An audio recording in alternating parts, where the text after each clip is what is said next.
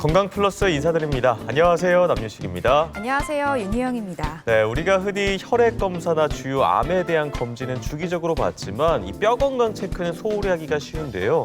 아무래도 겉으로 보여지지가 않기 때문에 우리가 그냥 건강하겠지라고 착각하기 쉬운 것 같아요. 맞습니다. 인체를 구성하는 정말 중요한 부분임에도 불구하고요. 이 뼈 건강의 골든타임을 놓치기가 쉽다고 하는데요. 이 소리 없는 뼈도둑으로 불리죠. 오늘의 주제, 바로 골다공증 골절입니다.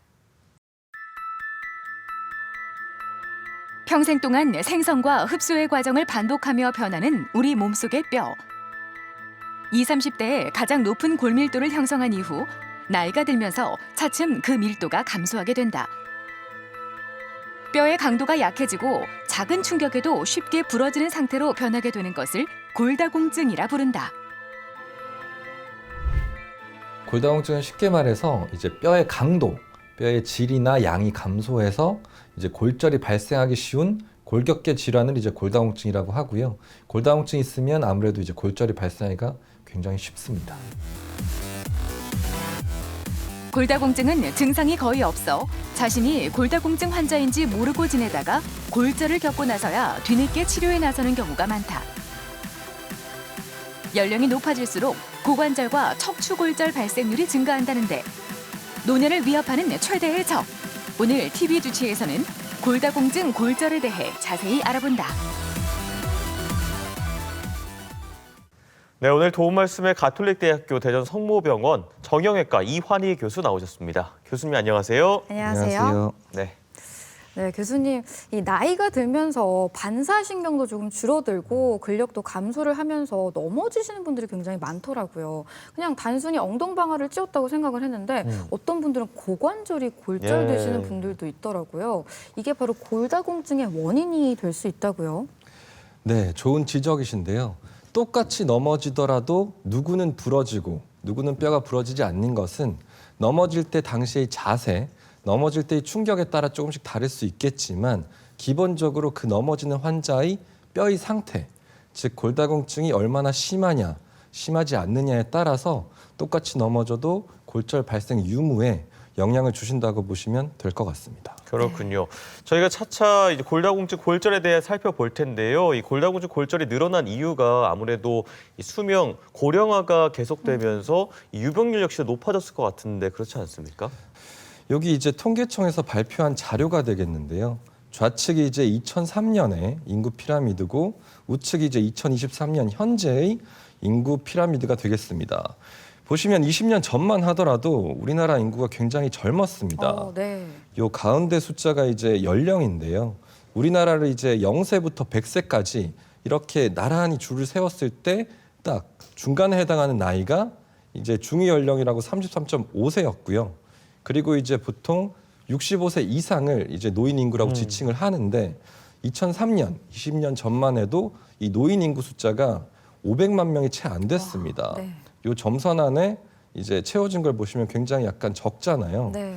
그런데 이게 이제 2023년 현재는 중위 연령도 45.6세로 약 12년 정도 올라갔고 그리고 중요한 65세 이상의 노인 인구 숫자가 약 1,200만 명으로 굉장히 크게 증가한 것을 볼 수가 있습니다. 네. 근데 사실 문제는 이제 지금부터입니다. 사실 이게 좌측이 이제 2023년 현재의 인구 피라미드고 우측은 이제 20년 뒤가 되는 2043년의 인구 피라미드입니다. 요새 안 그래도 언론에서 출산율 때문에 계속 문제가 되고 있다고 많은 방송에서 보도를 하고 있잖아요. 맞습니다. 네. 보시면 마찬가지로 현재 중위 연령이 45.6세에서 20년 뒤가 되면 중위 연령이 이제 55.6세가 되고요. 현재 노인 인구 수가 약 1,200만 명이라고 말씀드렸잖아요. 20년 뒤가 되면 약 2,400만 명 정도로 약 2배 정도 증가할 것으로 보고 있습니다. 네. 그리고 이것도 사실 출산율이 이제 올해를 기점으로 이제 반등한다는 가정하에 이렇게 이제 인구 피라미드가 나온 거고요. 사실 굉장히 큰 어려움에 지금 직면한 상황이라고 보실 수도 있을 것 같습니다.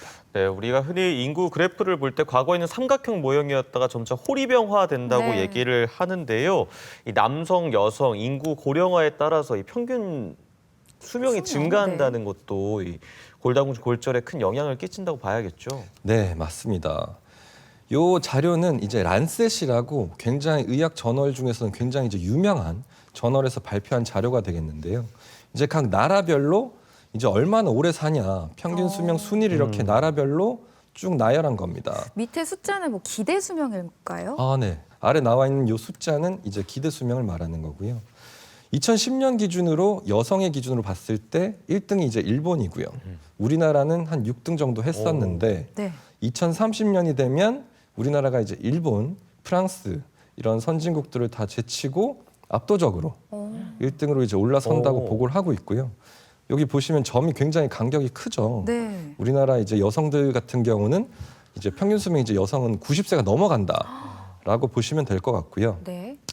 그리고 남성들 같은 경우도 2010년 기준으로는 약 20등 정도를 했었는데 2030년 이제 머지않았죠. 7년 뒤가 되겠는데 2030년이 되면 우리나라가 마찬가지로 다른 나라 모든 나라를 제치고 네. 1등이 된다. 즉 우리나라가 세계에서 이제 가장 오래 사는 나라가 될 것으로 이제 예상이 되고 있습니다. 이건 좀 다른 얘기지만 네. 일본도 제치고 우리나라가 미래에는 최고의 어떻게 보면 장수 국가가 되는 건데 그런 이유가 있나요?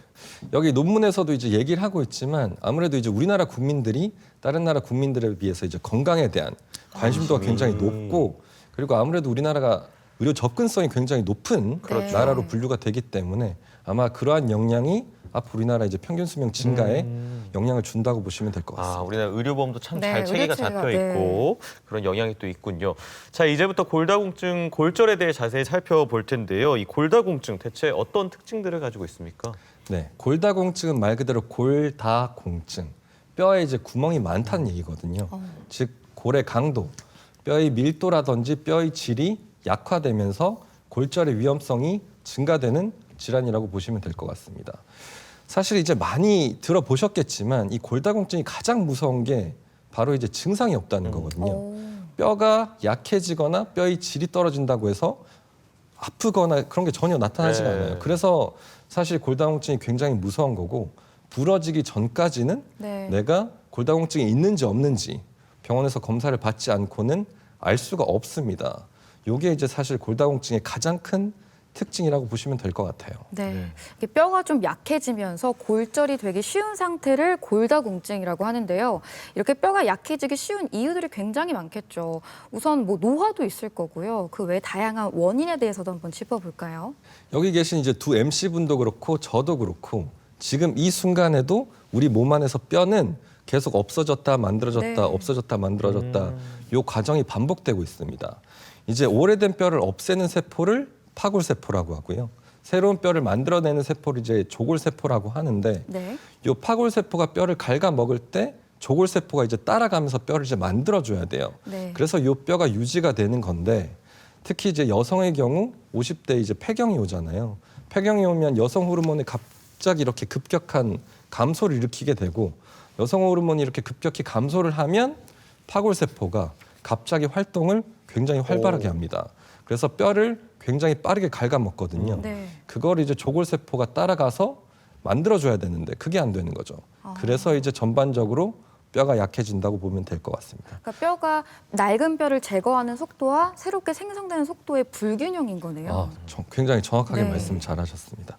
그래서 우리가 폐경 여성을 조사해 보면요, 3분 중에 1분 정도가 골다공증이 있다고 이제 결과가 나오고, 특히 70세 이상 이제 넘어가게 되면 약 70%가 골다공증이 있는 걸로 확인이 되고 있습니다. 그리고 사실 여성이 이렇고요. 이제 남성을 비교하면 아무래도 남성은 여성에 비해서 골다공증 유병률이 이제 낮다고 나오는데요. 네. 그 이유는 여성은 폐경 때 이제 호르몬의 급격한 감소가 일어나는데 남성의 경우는 60대, 70대, 80대, 90대에 걸쳐서 굉장히 완만하게 호르몬이 감소가 되기 때문에 그게 이제 파골세포나 조골세포에 영향을 미쳐서 아무래도 유병률이 좀 낮게 나타나는 거고요.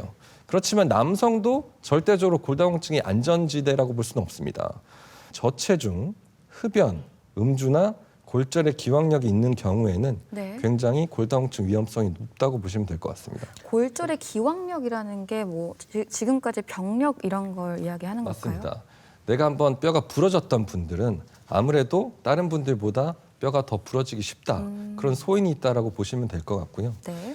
또 하나 재미있는 게 사실 비만이 모든 만병의 근원이자 악이잖아요. 예. 그런데 이제 뼈의 측면에서 봤을 때는 사실 비만이 오히려 저체중보다 좋다. 좀 극단적이긴 한데 그렇게 말씀을 드릴 수가 있겠습니다. 이유가 뭐 뼈를 감싸는 층이 두꺼워서 그렇게 봐야 될까요? 뭐 그것도 일리가 있는 말씀입니다만 가장 중요한 거는 뼈가 만들어지고 없어지고 할 때 제일 중요한 게 자극이거든요. 아무래도 자극이 중요하다 보니까 체중이 많이 나가는 분들은 걸을 때 자극을 뼈에 많이 힘을 주고. 많이 받아요. 근데 체중이 적게 나가는 분들은 걸을 때도 그렇고 이제 자극을 적게 가벼우니까. 받으니까 아무래도 뼈가 만들어지고 없어지고 하는 게 떨어지는 거죠. 그래서 운동을 안 하고 집에만 있는 경우도 굉장한 골다공증 발생의 위험 요소라고 보시면 될 것 같습니다. 운동도 어찌 보면 계속해서 자극을 주는 거니까 예방 차원에서 도움이 된다는 건가요? 맞습니다. 운동이 근육에도 자극을 주지만 뼈에도 자극을 주기 네. 때문에 네. 그게 이제 골다공증을 예방하는데 굉장히 도움이 된다라고 보시면 될 것 같습니다. 지금 이렇게 여러 가지 원인에 대해서 살펴봤는데요. 궁금한 게 가족력은 없을지 궁금하네요. 가족 네. 약 50% 현재 이제 문헌상으로는 50% 정도라고 얘기하고 있기 때문에 네. 가족력을 없다라고 얘기하기 힘들 것 같고 네. 가족력도 반드시 포함한다라고 보시면 될 것 같습니다. 이렇게 여러 가지 원인에 의해서 골다공증이 발생을 하게 되는데요. 아무래도 뼈가 약하기 때문에 골절도 쉽게 일어나게 되겠죠. 이 골다공증성 골절에 대해서도 좀 짚어볼까요? 맞습니다. 골다공증성 골절은 말 그대로 이제 뼈에 골다공증이 있는 상태에서 즉 뼈가 약해져 있는 상태에서 발생하는 골절을 이제 골다공증성 골절이라고 지칭을 하고요. 대표적인 골다공증성 골절은 척추 골절, 고관절 골절, 그리고 손목과 어깨 부위 골절이 있겠습니다. 네. 그리고 또 우리가 이제 넘어질 때 이 순발력이 굉장히 중요한데요. 우리가 50대, 60대 분들은 손목 골절이나 어깨 골절이 많거든요. 네. 그 이유가 왜냐하면 우리가 미끄러지거나 넘어질 때 50대, 60대 분들은 보통 이렇게 손을 짚으면서 네. 넘어지기 때문에 손목이랑 이제 어깨 부위 골절이 많고요. 70대, 80대, 90대 분들 같은 경우는 아무래도 이제 근력도 떨어지고 순발력도 네. 떨어지다 네. 보니까 손을 못 짚고 그냥 엉덩방아를 찢는 경우가 굉장히 많아요. 네. 그래서 그런 분들은 이제 고관절 골절이 많이 발생한다. 아, 그렇게 보시면 될 것 같습니다. 네, 이렇게 넘어지면서도 골절이 좀 발생을 하게 되는데요. 사실 요즘같이 추운 날씨에 겨울철에 낙상 사고라든지 이런 발생 비율이 높아지지 않을까 싶은데요. 발생 추이도 한번 좀 살펴볼까요? 네, 맞습니다. 2008년부터 2016년까지의 자료입니다. 보시면 전반적으로 이제 우상향을 하고 있는 걸 보실 수가 있고요. 아무래도 이제 노인 인구가 많아지고 있다 보니까 대표적인 노인성 질환인 골다공증도 많아지는 거고 그에 따라서 골다공증성 골절 또한 많아질 수밖에 없는 게 현실입니다. 그리고 여기 이제 빨간색 막대를 보시면 이게 이제 여성이고 이 파란색 막대가 남성이거든요. 네. 제가 앞에서도 말씀을 드렸지만 아무래도 남성보다는 여성분들이 호르몬의 불균형으로 이렇게 골다공증성 골절도 더 많이 발생한다라고 보시면 될 것 같습니다. 뭐 병원에 계시다 보면 아까 저희가 질문 드린 대로 혹시 뭐 계절적인 요인으로 인해서 뭐 겨울철에 더 많은 환자가 찾아오거나 그런가요? 실제로 저도 병원에 있어 보면 길도 미끄럽고 눈도 오고 하면 아무래도 미끄러져서 넘어지시는 분들이 굉장히 많습니다. 특히 손목이나 발목 골절은 겨울철에 2배, 3배까지도 더 많이 발생한다고 얘기를 하고 있거든요. 네, 요즘 같은 겨울철에 네. 더욱더 주의를 해야 될 것 같습니다. 이 골다공증 골절이 갖는 특징이라면 또 어떤 것들이 있습니까? 일반적으로 사실 넘어질 때 보통 뼈가 부러지는 거에 그렇다 치지만 굉장히 약한 충격, 예를 들어서 그냥 의자에서 살짝 주저앉는 정도로도 뼈가 부러진다든지 진짜 심한 분들은 재채기나 기침을 하다가도 뼈가 부러지는 분들도 네. 있습니다. 아까 말씀해주신 척추골절 같은 느낌일까요? 맞습니다. 그냥 기침만 했는데도 뼈가 굉장히 약한 아이고. 분들은 그런 가벼운 충격에도 뼈가 부러질 수 있을 정도로 네. 골다공증이 심한 분들 그럴 수가 있고 이 골다공증성 골절이 가장 무서운 게 뭐냐면 이제 2차, 3차 골절이 아무래도 높아진다는 거거든요. 골절이 한번 발생하면 거기서 끝나는 게 아니라 2번째, 3번째 부러질 확률이 골절이 발생하지 않은 분들보다 훨씬 높기 때문에 가장 중요한 거는 이 골다공증성 골절이 가급적이면 발생하지 않도록 예방을 할 수 있는 게 가장 중요하다고 보시면 될 것 같습니다. 네, 이야기를 들어보니까요. 왜 벽돌로 흙으로 지어진 집보다도 이 나뭇가지로 지어진 집이 바람 불면 확 하고 쓰러지잖아요. 그러니까 아무래도 작은 충격에도 참 골다공증, 골절이 잘 생길 수 있는 것 같습니다. 네, 대전 MBC 건강 플러스 오늘은 골다공증, 골절에 대해 살펴보고 있는데요. 이번에는 병원에 직접 찾아가 환자들을 만나보고 진단 방법과 치료법에 대해 살펴보겠습니다. 화면으로 만나보시죠. 뼈에 구멍이 생기는 질환, 골다공증. 세계적으로 한 해 골다공증으로 인한 골절 발생은 890만 건이 넘는다. 일상생활의 불편을 넘어 생명까지 위협할 수 있는데 한 번 부러진 뼈는 도미노처럼 연속적으로 부러질 가능성도 높다. 특히 노령 인구의 증가로 골다공증, 골절 위험률이 크게 늘고 있다. 혹시 최근에 넘어지거나 다쳐가지고 골절 당하신 적이 있으신가요? 최근에 따로 뭐 넘어지거나 골절 입었던 적은 없습니다. 폐경이 언제 오셨는지랑 그리고 가족분들 중에서 혹시 넘어져서 부러지셨다거나 그래서 치료받으신 적이 있으실까요? 폐경은 얼마 전에 왔고 저희 가족분들 중에 따로 넘어져서 골절 있던 분은 없습니다. 소리 없는 뼈도둑이라 불리는 골다공증. 골다공증은 폐경 후 여성에게서 많이 나타난다. 특히 처음 골다공증 골절이 발생한 이후 1년 이내에 추가로 골절이 발생할 가능성이 폐경기 여성에게서 5배나 높은 것으로 조사되고 있다. 이 환자분은 이제 건강검진을 받았는데 이제 건강검진 상에서 골다공증 수치, 골밀도 수치가 낮다고 해서 이제 큰 병원 가보라고 해서 저한테 왔고요. 이분은 이제 나이가 50세 초반입니다. 50대 초반인데 아무래도 여성분들은 폐경이 오면서 즉 여성 호르몬이 감소하면서 골다공증이 올 수 있기 때문에 이런 분들과 같이 50대 초반에 이제 폐경이 오셨다면 반드시 검진을 해서 골다공증 치료를 받으실 수도 있도록 하는 것이 좋겠습니다. 골절은 통증과 운동장애를 초래하는 것은 물론 일상생활까지 불가능하게 한다. 한 번 골절을 겪은 환자는 연쇄적인 골절을 겪을 가능성이 높은데 국내 50세 이상의 재골절 환자의 발생 부위를 보면 척추, 손목, 고관절이 가장 많고 특히 노년층의 경우 고관절 재골절 환자는 1년 내 사망률 또한 17%로 높게 나타나고 있다. 수술 부위랑 좀 통증은 좀 어떠세요? 수술하고 나서 많이 좋아졌는데요. 날씨가 추워서 그런가 좀 시큰거리고 오래 걸으면은 조금 아프긴 해요. 근데 괜찮습니다. 아, 네. 네. 골다공증 약은 어떻게 잘 처방한 거 복용하고 계신가요? 네, 교수님께서 처방해 주신 약 매일 잘 복용하고 있습니다. 요즘 날씨 추운데 어떻게 운동은 좀 하시나요? 요즘 추워가지고 좀 그런데요. 햇빛 좋을 때 1시간씩 걸으려고 하고 있고 열심히 걷고 있습니다. 골다공증은 골절 전까지 별다른 증상이 없어 대부분 모르고 지내기 마련이다.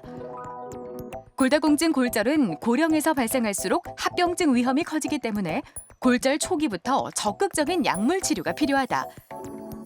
또한 과도한 음주와 흡연, 짠 음식은 삼가는 것이 좋다. 넘어져서 이제 고관절 골절이 발생했습니다. 이분도 사실 골절이 발생하기 전까지는 본인이 이제 골다공증이 있는 걸 모르셨고요. 50대 후반에 넘어져서 골절 잊기가 쉽지 않은데 이분 같은 경우는 50대 후반에 넘어져서 고관절 골절이 생겼고 그래서 수술을 받으셨고 지금 이제 골다공증 치료를 계속적으로 이제 이어나가고 있는 상황이 되겠습니다. 고관절 골절은 겨울철에 흔히 발생할 수 있는 위험도가 큰 부상이다. 골다공증이 있거나 고령인 경우 가볍게 엉덩방아만 찧어도 고관절 골절이 일어날 수 있다.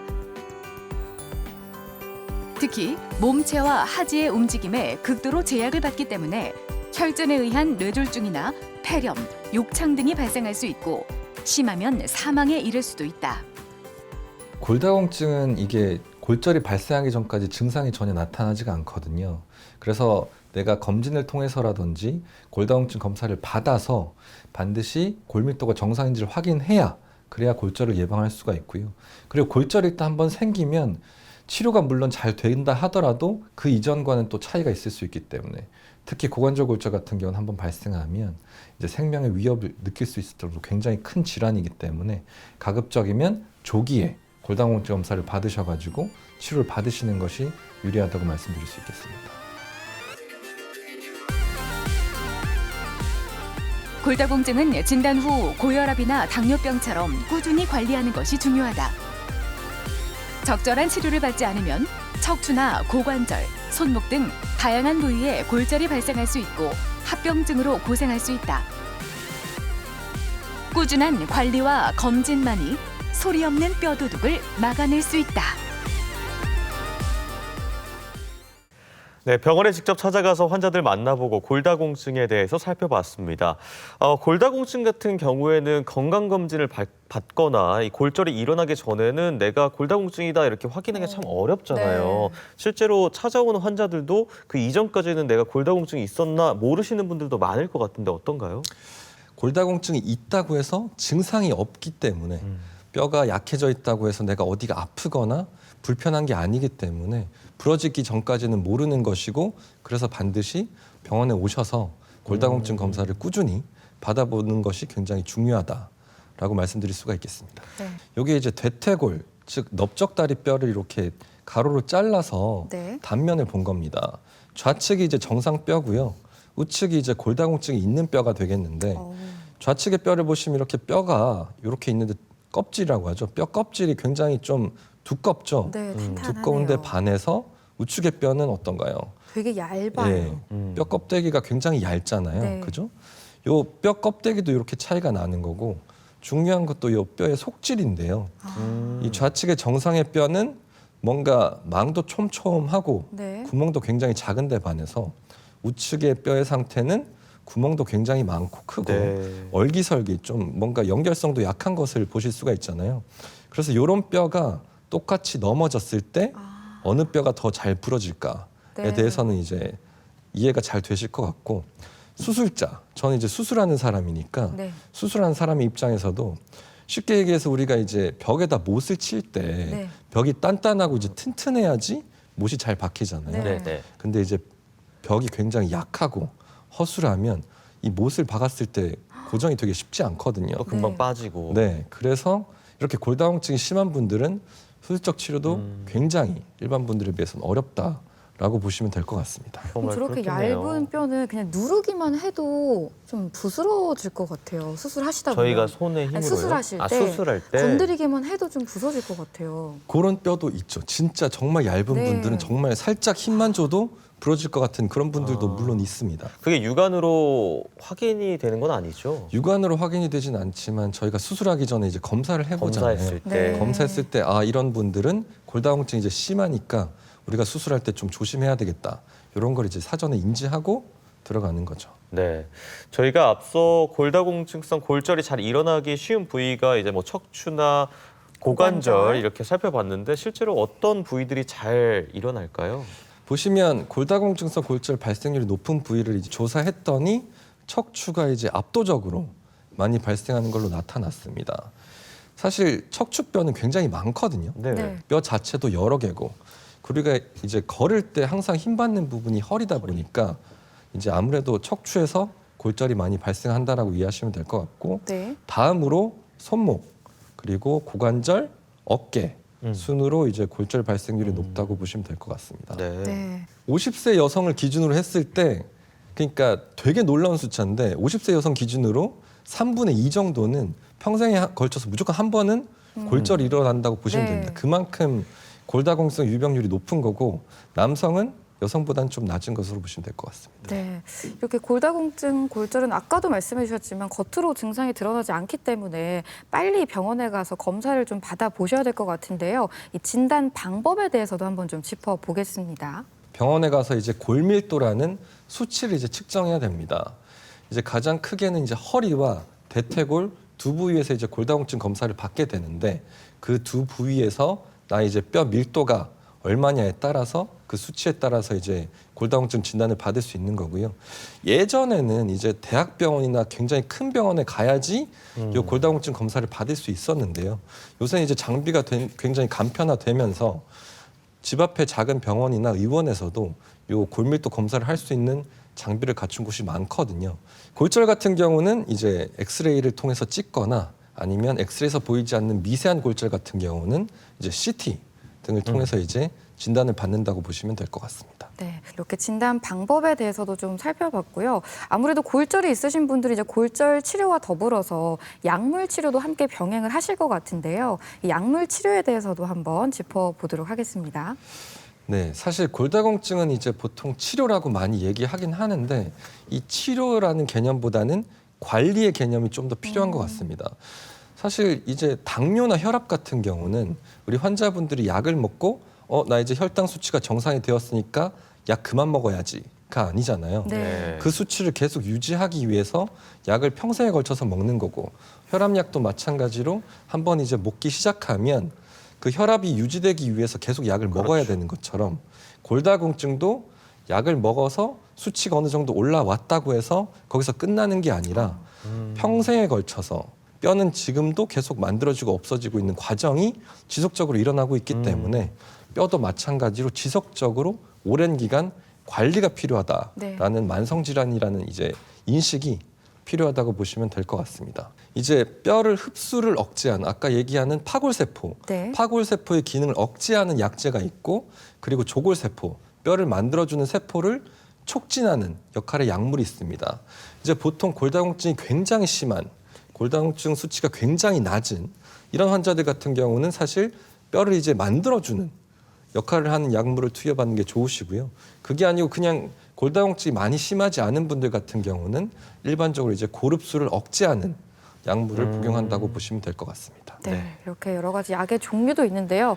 또 우리 시청하시는 시청자분들께서 걱정하시는 것 중에 하나가 아무래도 약의 부작용은 없을까 하는 부분일 것 같거든요. 그럼요. 약의 부작용도 한번 설명해 주실까요? 맞습니다. 이게 사실 제가 외래에서 이런 얘기를 굉장히 많이 하는데 사실 약이라고 생각하면 당연히 계속 먹고 꾸준히 먹는 게 중요하고 좋은 거라고 생각하는 많은 분들이 있죠. 사실 그게 맞긴 한데 이제 골다공증 약 중에서 이제 한 종류가 있습니다. 여기서 네. 이제 단어가 조금 어려운데 네. 비스포스포네이트라는 계열의 약제가 있어요. 이게 골다공증에 아까 얘기했던 고릅수를 억제하는 약물 중에 하나고 굉장히 현재 골다공증 치료에 많이 사용되고 있는 약 중에 하나입니다. 네. 근데 이 비스포스포네이트 계열의 약제는 오랜 기간 쉬지 않고 계속적으로 복용하게 되면 오히려 이제 약보다는 독이 되는 경우가 덜어 있어요.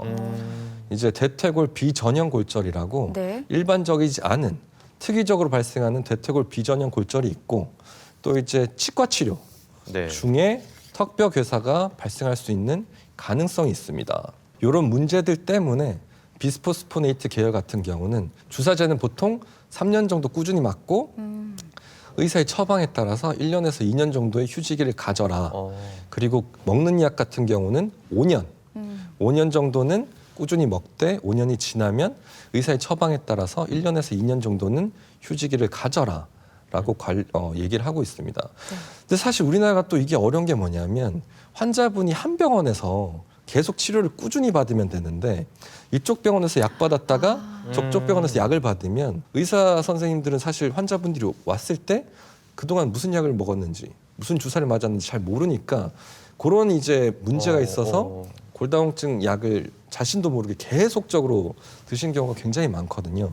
그래서 가급적이면 환자분들이 한 병원에서 꾸준히 골다공증 관리를 받던지 아니면 병원을 만약 옮긴다면 내가 지금까지 무슨 치료를 어떻게 받았는지에 대해서 약제를 알고 가시면 굉장히 도움이 될 것 같습니다. 네, 네. 좀 지속적이고 꾸준한 나의 병력 청취가 중요할 것 같습니다.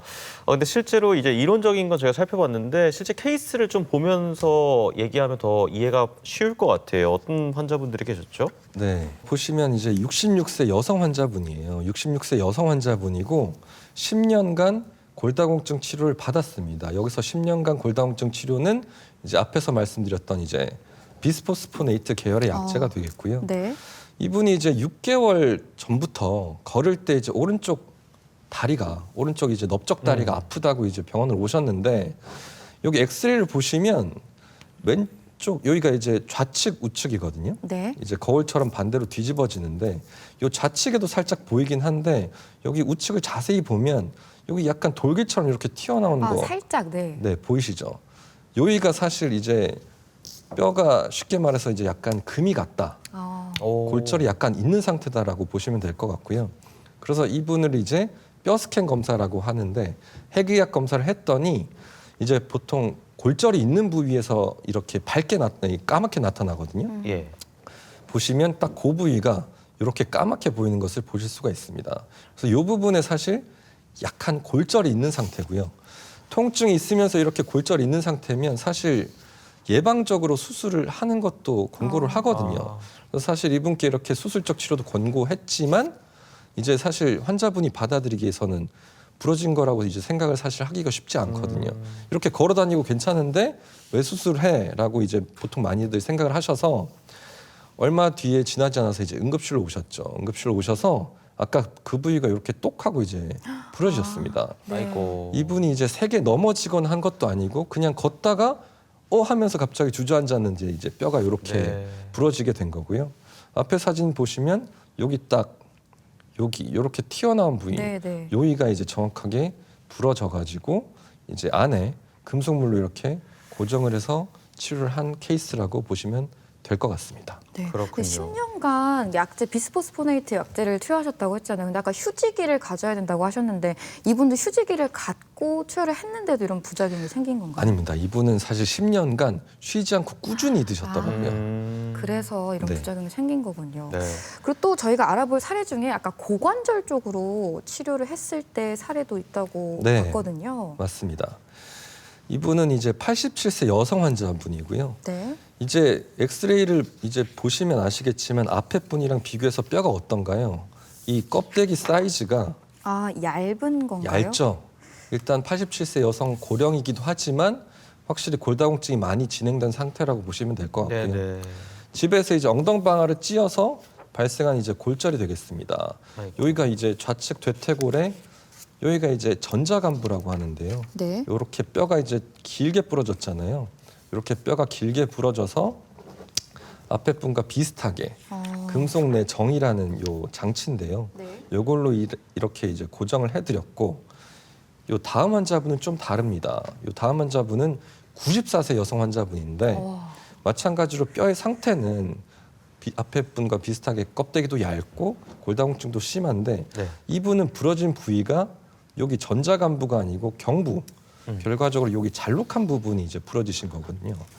여기 잘록한 부분이 부러지게 되면 여기는 이제 뼈를 붙여도 굉장히 잘 붙지가 않습니다. 네. 그래서 이런 분들은 우리가 왜 치과 치료 받을 때 이가 이제 썩으면 처음에 이제 떼어보다가 떼어서 안 되면 결과적으로 이제 임플란트를 하잖아요. 네. 네. 고관절도 마찬가지로 이렇게 붙지 않는, 잘 안 붙는 부위가 부러지게 되면 이제 갈아 끼워야 됩니다.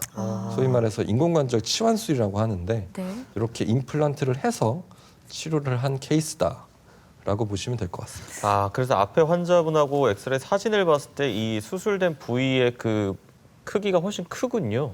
맞습니다. 네. 치환된. 아무래도 이렇게 부러져서 수술한 분보다는 이렇게 이제 부러져서 네. 수술하게 되면 아무래도 절개도 좀 더 커지고 수술도 조금 이제 커지는 네. 경향이 있습니다. 근데 저 궁금한 게 나이가 다들 고령이세요. 87세, 94세. 근데 보시는 분들도 궁금하실 게 저렇게 고령이신데도 수술이 가능한 건지 그게 좀 궁금하실 것 같아요. 제가 수술한 환자분들 중에서 가장 나이가 많은 분이 103세였거든요. 와. 103세인데 103세에 고관절 골절했고 괜찮습니다. 이게 수술할 때 나이가 사실 절대적인 기준이 되는 게 아니고 그분의 건강 상태. 왜 100세인데도 굉장히 건강하신 분이 있고 70세, 80세인데도 굉장히 뭐 당뇨, 혈압, 심장, 간 질환 여러 가지 앓는 질환들이 많으신 분들이 있어서 나이가 절대적으로 중요하다기보다는 그 환자의 생체 나이, 신체 나이가 더 중요하다고 보시면 될 것 같습니다. 네. 골절의 경우에는 수술 이후나 치료 이후에 후유증도 네. 다른 젊은 나이보다 더 그쵸, 심하게 많이 남을 발생하죠. 수도 있을 것 같은데요. 어떤 주의점들이 필요할까요? 척추골절이나 손목골절 같은 경우는 부러진다고 다 수술하진 않습니다. 연령이 많거나 수술에 대한 위험성이 크다고 하면 깁스라든지 이런 보존적 치료를 해볼 수가 있는 거고요. 그렇지만 고관절 골절 같은 경우는 일단 한번 부러지게 되면 거의 대부분이 슬쩍 치료를 해야 된다라고 보시면 될 것 같아요. 고관절에는 일단 적용되는 보조기나 깁스를 할 수가 없어요. 그리고 아무래도 움직일 때 가장 크게 제한을 받는 부위다 보니까 부러지고 나서 뼈가 붙을 때까지 한 2~3달간은 침대에서 거의 꼼짝 못한 채로 누워 계셔야 되거든요. 그렇게 오래 기간 누워 있게 되면 욕창, 폐렴 네. 등의 이런 합병증들이 당연히 발생하게 되고 결과적으로 더 안 좋은 결과를 불러일으키기 때문에 이 고관절 골절이 무서운 게 일단 부러지게 되면 수술해야 되는 상황이 발생한다라고 보시면 될 것 같아요. 또 연세가 드신 분들이 수술을 했을 때 힘든 게 이제 수술이 잘 끝나더라도 앞서 언급해 주신 것처럼 어떻게 보면 재골절의 위험일 것 같아요. 그렇지 않습니까? 맞습니다. 여기도 사례가 하나 있는데요. 이분 같은 경우는 이제 2017년 8월 달에 이제 넘어져서 우측 고관절이 이렇게 부러져서 오셨어요. 그래서 수술을 받았고 수술을 받았는데 뭐 그 뒤로 출시가 안 됐습니다. 원래 외래 예약이 돼 있었는데 외래 예약 때 오지 않으셨고 안 오시니까 골다공증 치료를 안 받으셨고요. 이렇게 했는데 다음 해 응급실로 오셨는데 이제 반대쪽 손목이 부러져서 오셨어요. 아이고. 그래서 반대쪽 손목도 또 수술을 했습니다. 네. 수술하고 또 외래로 오셔야 되는데 외래로 안 오셨어요. 그러니까 골다공증 치료를 계속 안 받으신 거죠. 그러니까 또 이듬해 또 반대쪽 골절이 또 네. 발생해서 이렇게 오셔서 또 수술을 받으셨습니다. 이제는 오고 계세요. 이제는 치료를 받고 계시지만 아까도 얘기했지만 한 번 골절이 발생하면 2차 골절이 발생할 확률이 골절이 발생하지 않은 분에 비해서 최대 5배까지 증가된다고 얘기를 하고 있기 때문에 물론 발생이 되지 않도록 예방하는 게 가장 중요하지만 골절이 발생해도 이후에 골다공증 치료를 계속 받으시는 게 가장 중요하다라고 보시면 될 것 같습니다. 네, 아무래도 재골절이 계속해서 일어날 수 있기 때문에 이 노인성 치료가 좀 어려운 것 같습니다. 그리고 아까 이야기해 주셨던 것 중에 하나가 이제 고관절의 경우에는 심각하면 사망에 이를 수도 있다라고 하셨는데요. 이 심각성을 조금 더 짚어주시면 좋을 것 같아요. 네, 일단 고관절 골절이 문제가 발생하면 무조건 수술이다라고 말씀을 드렸잖아요. 네. 대부분이 수술적 치료가 필요한 거고 이 고관절 골절의 수술 자체는 물론 이제 의학 기술도 발달하고 기구들도 많이 좋아져서 사망률이 많이 낮아지긴 했지만 그래도 고관절 골절은 손목이나 발목 골절보다 굉장히 큰 수술이거든요. 고관절 골절이 발생하는 환자군 자체가 아무래도 기저질환이 보통 많아요. 그렇게 기저질환이 많으신 분들이 있기 때문에 사망률이 굉장히 높아요. 그래서 1년의 사망률이 10%가 넘어가는 거고요. 사실 이 10%가 넘는다는 거는 웬만한 암보다도 사망률이 높습니다. 네, 그리고 수술을 하고 난 다음에는 한 어느 정도 기간이 지나야 걸으실 수 있는 건지도 좀 궁금하네요. 요즘에 이제 의학 기술과 수술 기법이 굉장히 좋아져서 앞서 보셨던 이제 인공관절 치환술을 하셨던 분들 같은 경우는 수술하고 2~3일째부터 바로 오. 걷는 연습을 합니다. 걷는 연습할 때 사실 가장 중요한 거는 넘어지기 전에 내가 얼마나 잘 걸었느냐. 예를 들어서 넘어지기 전에 뭐 지팡이 안 짚고 잘 걸으셨던 분들은 이제 수술하고 나서도 굉장히 잘 걸으실 수가 있고요. 반대로 이제 뼈가 굉장히 약하거나 이제 뼈의 질이 좋지 못해서 이렇게 내고정을 한 경우에는 넘어지기 전에 보행 상태에 따라서 보통 1주나 2주 정도 엑스레이를 보면서 이제 보행을 시킨다고 보시면 될 것 같습니다. 이 골다공증 골절 예방을 평소에 좀 잘 해보면 좋을 것 같은데요. 이 예방법에 대해서도 한번 좀 살펴볼까요? 특히 이제 70대, 80대 분들은 이제 넘어지는 거, 낙상 사고가 많은데 고관절 골절 같은 경우는 사실 어떻게 밖에서 되게 겨울철에 많이 미끄러질 것 같잖아요. 네. 근데 사실 실제로는 실외보다는 실내에서 넘어지는 경우가 훨씬 많거든요. 오. 대부분이 밤에 화장실 가다가 미끄러져서 넘어지는 경우가 굉장히 많습니다. 저희 할머니도 그러셨거든요. 이게 뭔가 다리에 힘이 풀렸다. 그러니까 네. 긴장을 밖에서 보행을 하면 인식을 하는데 집안이니까 이제 마음이 편하고 이래서 맞습니다.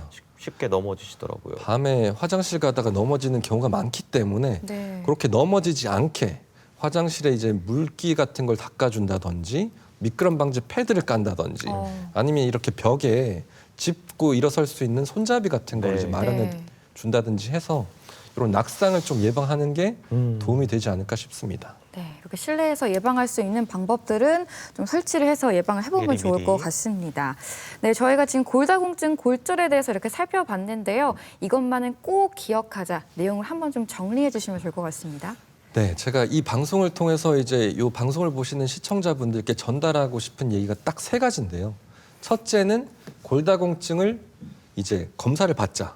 병원에 가서 내가 골다공증이 있는지 없는지 일단 알아야 치료를 할 수 있으니까 병원에 가서 골다공증 검사를 받아보자. 요거 하나랑 그리고 골다공증을 치료가 잠깐 동안 가는 게 아니라 평생에 걸쳐서 장기간에 걸쳐서 관리가 필요한 질환이다.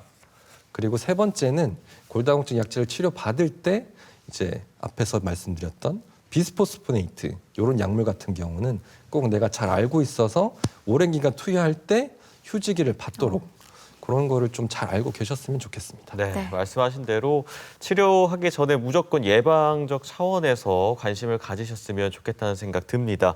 대전 MBC 건강플러스 오늘 골다공증 골절에 대해 살펴보고 있는데요. 이번에는 이와 관련된 OX 퀴즈를 만나보도록 하겠습니다. 네, 골다공증과 관련된 OX 질문 준비했습니다. 먼저 첫 번째 질문인데요. 이 골다공증에 걸리면 뼈가 아프다. O일까요, X일까요? 정답은 X다.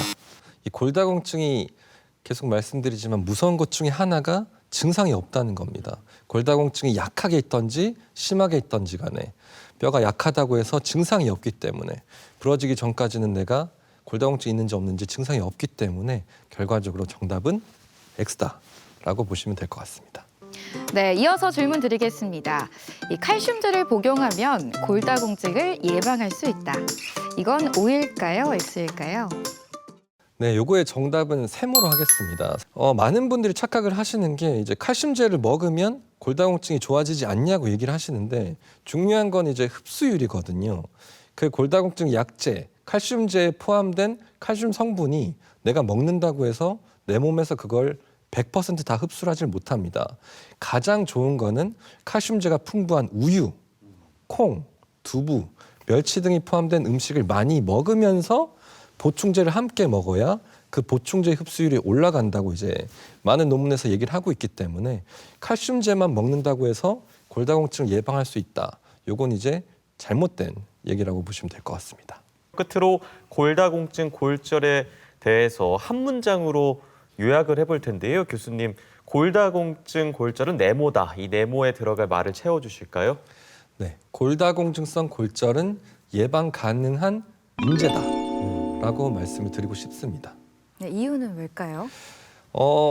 계속 말씀드렸지만 이 골다공증이라는 게 내가 조금만 관심을 갖고 병원을 가서 검사를 받고 하면 충분히 치료를 통해서 골절까지 가지 않을 수도 있는 상황을 만들 수 있다고 생각되기 때문에 내가 조금만 더 뼈에 관심을 갖고 치료를 받는다면 골다공증성 골절은 충분히 웬만큼 예방을 할 수 있다라고 생각이 됩니다. 네, 모든 질병이 마찬가지겠지만 예방이 무엇보다 중요하다는 점 기억하셨으면 좋겠습니다. 대전 MBC 건강플러스 오늘은 골다공증 골절에 대해서 자세히 살펴봤습니다. 지금까지 도움 말씀에 정형외과 이환희 교수였습니다. 말씀 감사합니다. 고맙습니다. 감사합니다.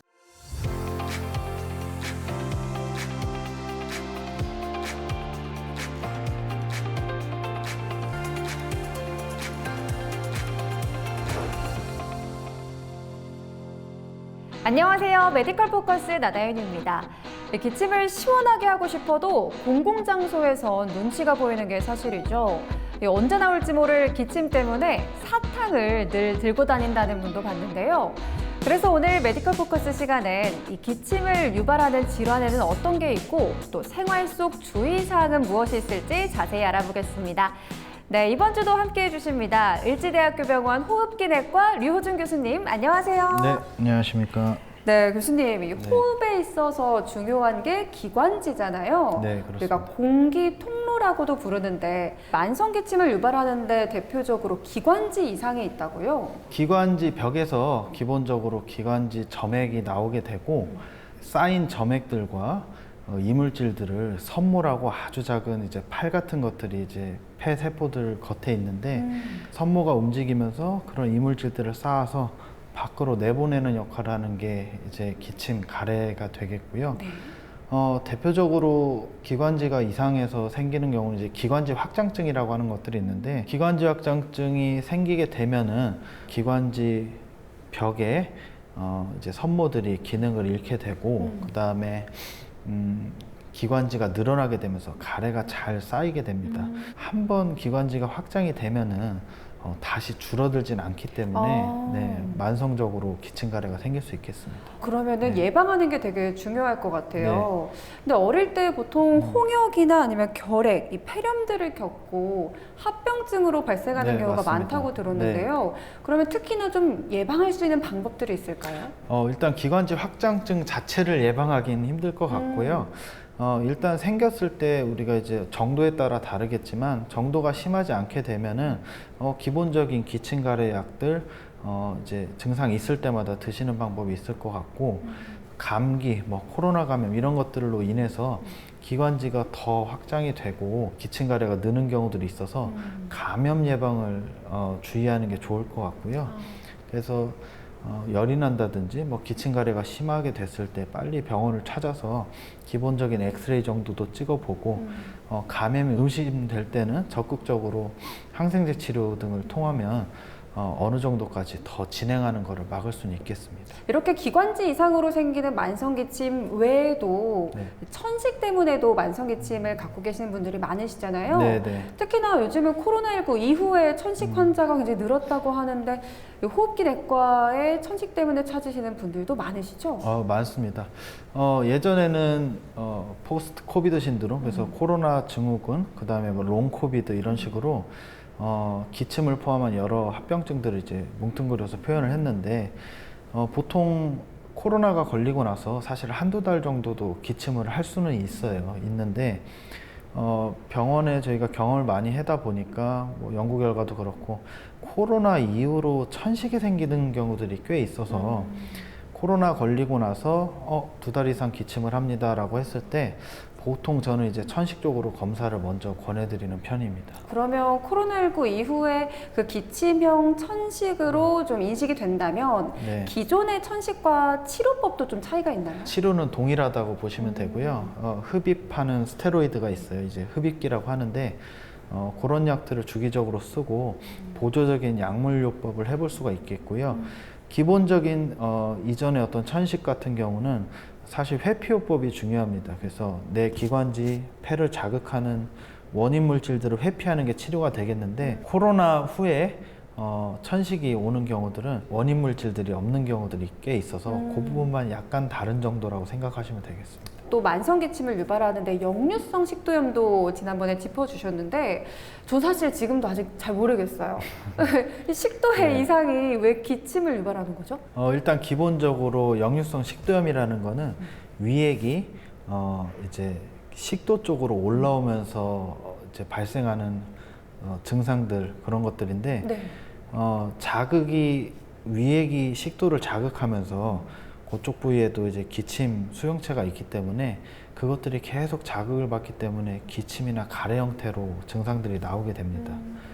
그래서 폐 쪽으로 원인이 크게 없고 그 다음에 코 쪽도 문제가 없다. 그리고 뭐 신물이 올라온다든지 뭐 속이 쓰린다든지 심지어 가슴이 아프다는 식으로 표현을 하는 분들이 있는데 그런 경우에 이제 제가 역류성 식도염 때문에 기침을 할 수 있어요 라고 하면은 다들 놀라 하십니다. 네. 근데 이제 그런 경우에 저희가 먼저 선제적으로 위분비 억제제, 위산분비 억제제 같은 것들을 쓰면서 증상이 좋아지는 경우들이 꽤 있어서 역류성 식도염 때문에도 기침 가래가 있을 수 있겠다에 대해서는 알고 계시는 게 좋을 것 같습니다. 네. 그러면 보통 이 쌕쌕거리는 기침 같은 경우에는 천식이라고 얘기하잖아요. 네, 맞습니다. 그럼 방금 말씀해 주신 것처럼 뭔가 명치 쪽, 가슴 쪽의 네. 통증과 같이 기침이 동반이 되면 네, 그럴 수도 역류성 있습니다. 식도염을 의심해 봐도 되겠네요. 네, 그렇습니다. 그러면 제가 궁금한 게요. 네. 이 폐활량을 좀 늘려도 만성기침이 좀 나아지나요? 늘어나기도 하나요, 폐활량이? 폐활량은 이제 우리가 숨을 최대한 깊게 들이신 다음에 내쉬는 양을 말하는 건데 네. 그건 선천적으로 어느 정도 정해 있고요. 이제 뭐 후천적으로 기능이 떨어질 수는 있겠지만 그걸 늘릴 수 있는 방법은 없습니다. 대신에 이 폐 세포에서 산소와 이산화탄소 교환을 하게 되는데 운동을 하게 되면은 이 폐포의 기능은 어느 정도 향상시킬 수가 있기 때문에 운동을 하는 건 당연히 도움은 되겠습니다. 그럼 폐포의 기능이 좋아지면 이 당장 기침이 멈추진 않더라도 이 기침을 완화시키는 데는 도움이 된다는 말씀이신 거죠? 네, 그럴 수 있고요.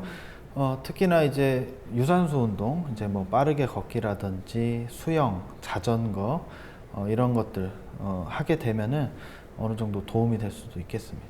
그럼 마지막으로 이 만성 기침으로 고생하는 환자분들께 네.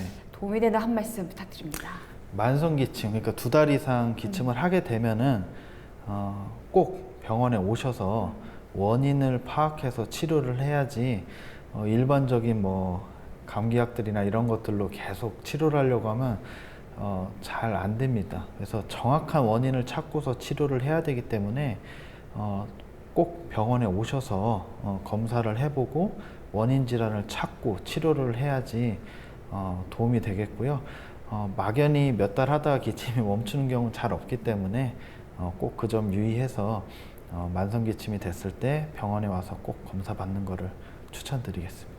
겨울이 되면 어김없이 찾아오는 기침, 이 다양한 원인이 있으니까요. 나 혼자 스스로 판단하고 그냥 묵혀두지 마시고 이 의료진들의 적절한 판단과 또 치료를 받아보시기 바랍니다. 오늘도 만성 기침에 대해 을지대학교 병원 호흡기내과 류호준 교수님께서 말씀해 주셨는데요. 네. 교수님 다음에도 저희의 이 건강 챙겨주시러 또 나와주실 거죠? 네, 당연히 나오겠습니다. 네, 감사합니다. 네. 그러면 다음에도 또 유익하고 재밌는 소식으로 돌아올게요. 안녕. 네, 건강플러스 오늘 저희가 준비한 내용은 여기까지입니다. 건강한 한 주 보내시고요. 저희는 다음 이 시간에 다시 인사드리겠습니다. 함께해 주신 여러분 고맙습니다.